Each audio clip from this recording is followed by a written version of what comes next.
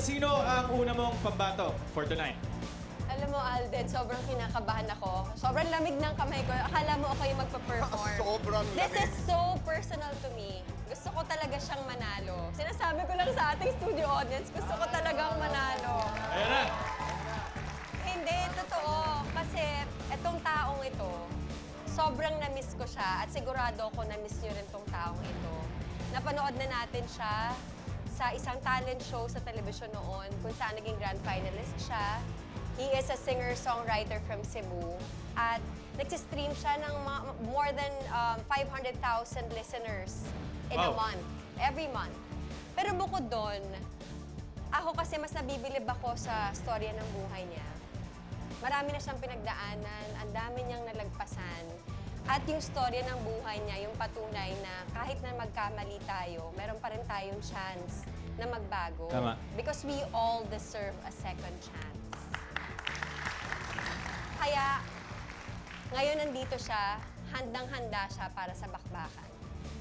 Mga kapuso, proud akong ipakilala sa inyo ang aking pambato para sa Battle of the Best.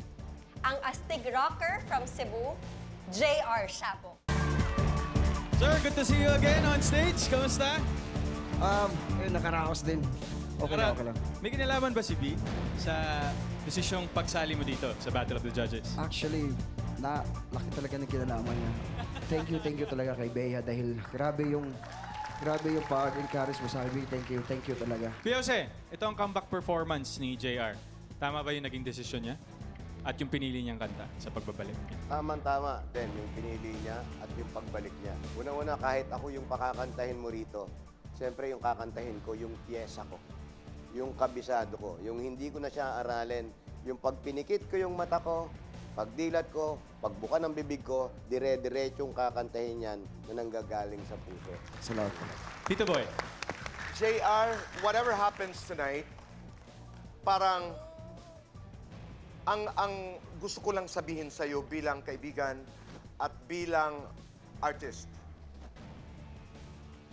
The possibilities are infinite. Pero hindi katulad noong nag-uumpisa ka, ngayon, ang yaman-yaman mo dahil ang dami mong baon. Make that pain into art. Sabi nga ni Meryl Streep. I shall be watching your journey. And welcome back.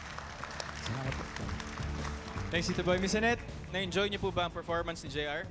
Yes, na-enjoy ko yung performance niya, lalo na alam ko yung courage na dala niya pagbalik niya sa entabladong ito. And I just want you to know that your presence here, your just being here is already an inspiration to many. Very good performance. Miss Annette, ang tanong ngayon, veterano na sa pagkanta si JR. Sa tingin niyo po...